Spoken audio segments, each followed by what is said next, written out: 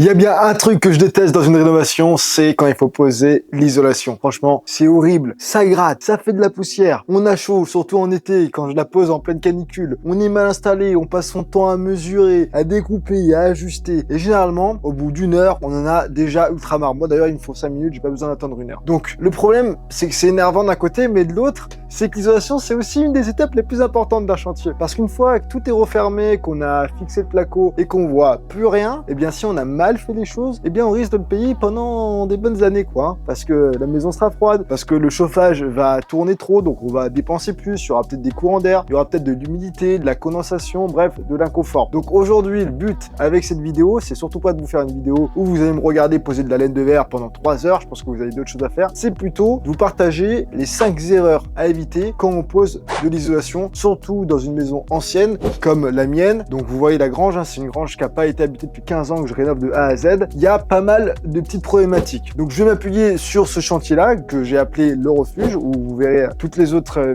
vidéos de la série si jamais vous voulez retourner un peu pour ceux qui découvrent la série maintenant. Et le but, ça va être de vous montrer des exemples concrets parce que justement, je suis en train d'isoler cette partie de la maison. Première erreur, c'est d'isoler sans réfléchir à l'humidité. Et pour moi, c'est probablement une des erreurs les plus graves en rénovation. Puisque quand on rénove une vieille maison, donc une grange dans mon cas, ça peut être un garage ou une dépendance, faut pas se dire, ok, le mur est froid, donc je vais mettre de l'isolation devant et le problème sera réglé. Non, malheureusement, ça marche pas comme ça. Avant d'isoler, il faut déjà comprendre si le support est sain. Est-ce que le mur qui est derrière est humide? Est-ce qu'il y a des remontées capillaires? Est-ce qu'il y a une infiltration? Est-ce que la toiture est bien étanche? Est-ce que le mur va pouvoir sécher correctement? Est-ce qu'il est bien ventilé? Parce que ça, c'est des questions qui sont importantes à se poser parce que si vous mettez de l'isolant devant un mur qui a un vrai problème d'humidité, vous réglez pas du tout le problème. Au contraire, vous le cachez, donc c'est encore pire. D'ailleurs, le pire, c'est que une fois que l'isolant, les rails et le placo sont posés, vous n'allez pas voir ce qui se passe derrière. Donc, vous n'êtes même pas en capacité de résoudre un problème que vous voyez pas. C'est que au moment où c'est vraiment hardcore, qu'il y a de l'humidité partout, vous allez comprendre que c'est trop tard. Donc, avant d'isoler, prenez vraiment le temps d'observer vos murs, les pieds de mur, les angles, regardez s'il y a des traces suspectes, s'il y a des odeurs, s'il y a des zones froides, des zones qui vous semblent humides, bref. Donc, ce qu'il faut retenir, c'est que l'isolation, ça vient après un support sain, pas avant. La deuxième erreur, c'est de poser l'isolant à l'arrache. Alors là, je peux vous dire que je comprends totalement pourquoi on aurait envie de poser l'isolant à l'arrache. Ça m'est arrivé plus d'une fois là depuis quelques heures que j'y suis. Donc, je sais que c'est hyper ennuyant pour pas dire d'autres mots. Ça gratte, on est plein de poussière, on fait 10 fois la même découpe et parfois ça marche pas pour X raisons. Hein. Parfois on est mauvais, parfois c'est juste la faute à malchance. Donc, parfois on a juste envie d'avancer et on se dit ok, là il y a un petit jour, donc ça va. Là c'est un peu tassé, c'est pas grave, j'y vais quand même. Allez, là je mets une chute, je la bourre, ça fera l'affaire. Donc ouais, tout ça c'est des trucs que je me dis à chaque fois que je pose l'isolation. Et mon but quand même, c'est quand même de vous dire de pas faire ces erreurs-là, parce que tous ces petits défauts, ils vont s'additionner. Et après, un isolant, en fait, c'est pas juste quelque chose qu'on va mettre dans un mur pour dire qu'il y en a. Il faut qu'il soit bien posé d'une certaine manière. Si jamais vous coupez un morceau d'isolant trop court, eh ben on va avoir des trous. Donc on va avoir des ponts thermiques, on va laisser des espaces entre deux morceaux, on va créer des faiblesses. Donc ça c'est pas top. À l'inverse, si on a coupé trop grand et qu'on tasse la laine de verre comme un malade, on va perdre en efficacité. Donc c'est pas top non plus, on va trop compresser. Voilà, tout ça c'est des trucs qu'il faut se dire. Le but c'est d'avoir une isolation continue. Donc on est d'accord, pas besoin que ce soit parfait au millimètre, on n'est pas dans l'ébénisterie, on est dans de la rénovation ancienne, mais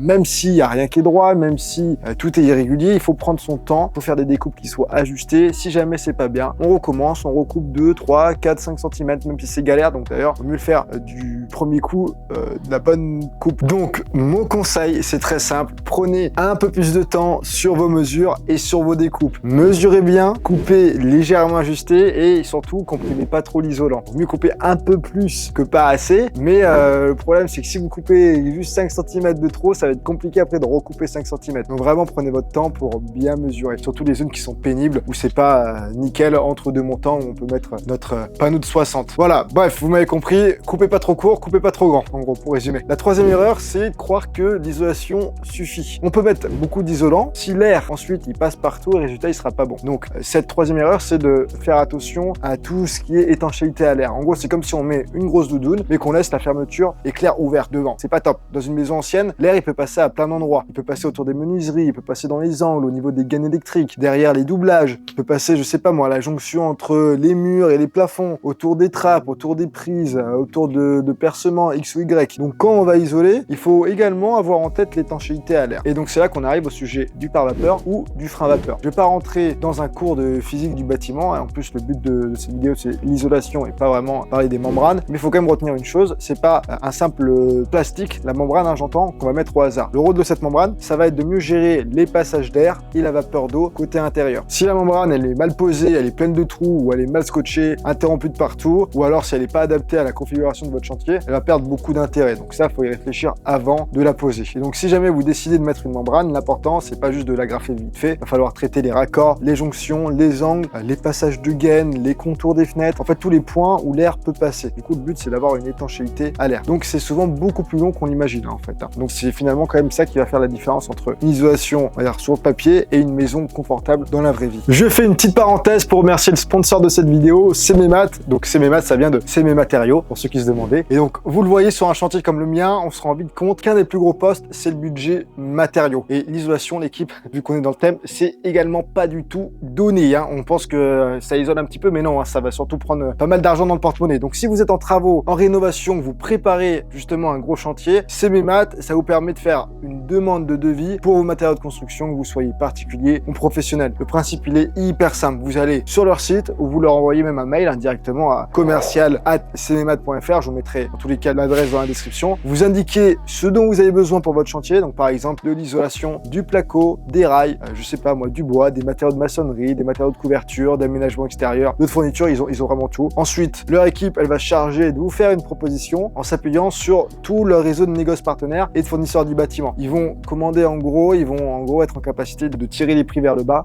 Et l'intérêt, justement, c'est que ça peut vous permettre d'accéder à des matériaux de qualité professionnelle, c'est sa première chose, mais avec des tarifs compétitifs. Et donc c'est encore mieux parce que là, surtout si vous avez une grosse commande ou un chantier complet à préparer, vous leur donnez tous vos besoins. Eux, ils se démènent pour vous faire les meilleurs prix. Et une fois que le devis est validé, selon votre projet, vous allez pouvoir organiser une livraison directement sur votre chantier ou alors récupérer vos matériaux dans un point partenaire proche de chez vous si jamais vous voulez éviter de payer trop de livraison. Donc voilà, si jamais, pour résumer, vous avez une maison à rénover, une grange à transformer, des combles à isoler ou simplement une grosse commande de matériaux à prévoir, je vous mets le lien de Cmémat en description. Je vous encourage vraiment à leur faire une demande de devis, ça vous engage à rien et ça peut clairement valoir le coup de comparer différents négoces avant de commander. Pour tout vous dire, moi de mon côté, je suis passé par leur service pour acheter toute l'isolation et tout mon placo et le tarif qu'ils m'ont proposé pour l'isolation était bien moins cher que de nombreux négoces chez qui j'ai fait également d'autres devis. Allez, j'en reviens à cette vidéo, aux erreurs. Donc la quatrième erreur, c'était d'isoler trop vite sans avoir anticipé tous les réseaux. Par réseau, je parle des gaines. Donc ça, c'est vraiment le genre d'erreur qui peut vous faire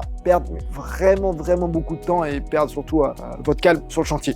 Croyez-moi, parce que vous allez poser l'isolant, vous allez commencer à refermer, à fixer le placo, et là vous allez vous rendre compte qu'il manque une prise, qu'une gaine n'est pas passée, qu'un interrupteur est mal placé, qu'il fallait prévoir une DMC que vous avez oublié de prévoir, vous avez oublié de prévoir un câble Ethernet, j'en sais rien moi, une alimentation pour un radiateur, pour un sèche-serviette, pour une clim ou pour un éclairage. Là, à ce moment-là, alors là, je vous le dis, vous pétez un plomb parce qu'il faut tout rouvrir. Donc, en gros, pour éviter de faire cette erreur-là et de rester zen sur le chantier, avant d'isoler, posez-vous vraiment avec votre plan. Où est-ce que vous allez mettre les prises? Où seront les interrupteurs? Où vont passer vos gaines? Est-ce qu'il y aura une VMC? Est-ce qu'il faut prévoir des alimentations en attente? Est-ce que vous avez besoin d'un câble pour le réseau? Est-ce que vous allez ajouter un point lumineux plus tard? En fait, tout ça, c'est beaucoup plus simple de prévoir une gaine en attente maintenant, on va dire avant de poser l'isolation, que de se dire dans 6 mois, ah mince, j'aurais dû penser à ça. Donc sur mon chantier, moi c'est ce que je fais, j'essaie justement d'anticiper au maximum tout ce dont je vais avoir besoin avant de fermer. Et c'est ce que je vous encourage vivement à faire. Parce qu'une fois que l'isolation, que la membrane, si vous posez une membrane, est fixée, et encore pire, si le placo est posé, alors là, chaque oubli, ça devient beaucoup plus pénible à corriger. Mais même là, même si j'ai pas posé de placo et que j'ai oublié de poser ma gaine, je vais pas faire le malin s'il faut aller dans les combles là, au niveau des rampants et reposer ma gaine. Donc essayez de tout anticiper avant de poser l'isolation. Allez, la cinquième erreur, c'est d'oublier la ventilation et le confort d'été. Donc,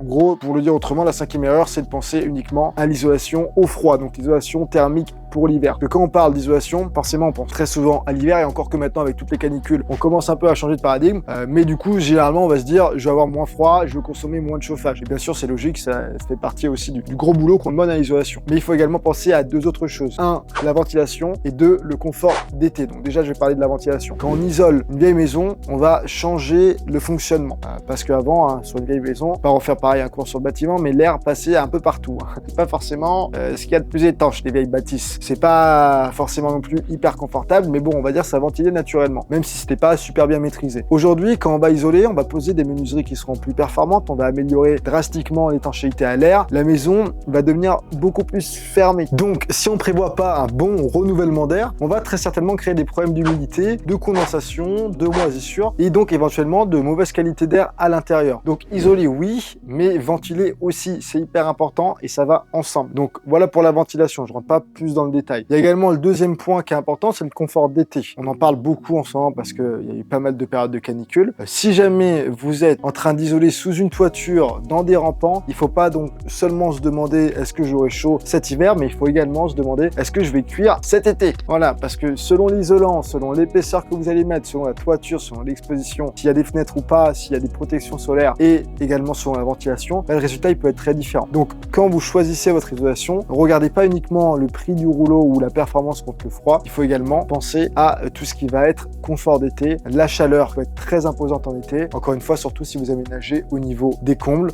ou si vous aménagez sous la toiture. Voilà, ça c'était la 5e erreur et j'ai eu une 6e erreur également pour vous, une petite 6e erreur bonus que je rajoute, parce que celle-là, on la regrette très vite. Donc celle-ci, j'arrête le suspense, c'est de ne pas se protéger. La laine de verre et beaucoup d'autres isolations, également la laine de roche, c'est pas du tout agréable à poser. Déjà de manière générale, quelle que soit l'isolation, c'est pas agréable à poser, mais en plus, comme vous avez une isolation qui gratte, c'est horrible. Donc mon conseil, et faites-le, mettez des gants, mettez des lunettes, mettez un masque, mettez des manches longues, évitez de faire ça en t-shirt ou en short, même s'il fait chaud. Je sais que sur le moment, on a la flemme.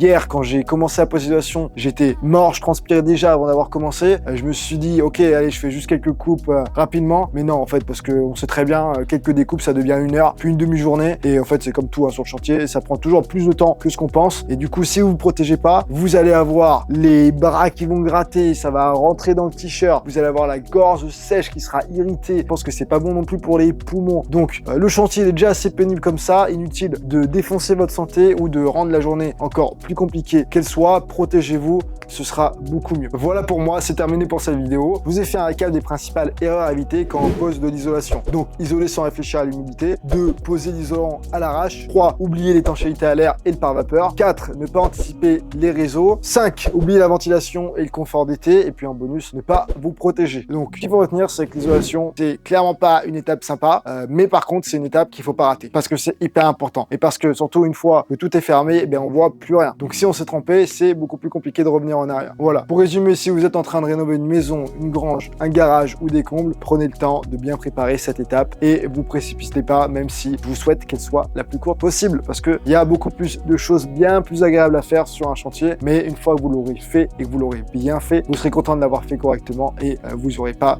des doutes et de la culpabilité en continuant votre chantier. Donc dites-moi en commentaire de votre côté si vous avez déjà posé de l'isolation et surtout si c'est une étape que vous appréciez ou pas. Le gars qui me dit qu'il apprécie poser de l'isolation, j'embauche direct sur le chantier. Moi clairement l'isolation c'est encore une fois très très loin dans le classement des choses que j'aime faire. Je pense que je vous l'ai assez dit dans cette vidéo. Et puis voilà, et puis encore une fois pour le sponsor Sememat qui est un sponsor que j'utilise également de mon côté sur le chantier. Encore une fois, si vous avez des matériaux à prévoir, je vous remets le lien dans la description. Et puis si jamais vous voulez aller voir les autres vidéos de ma série Le Refuge où je rénove de A à Z tout ce cœur de ferme qui n'a pas été habité depuis plus de 15 ans, vous savez ce qu'il vous reste à faire. Abonnez-vous, cliquez sur la petite cloche et je vous dis à très vite pour une prochaine vidéo. Ciao l'équipe, prenez soin de vous et bon courage pour ceux qui zappent.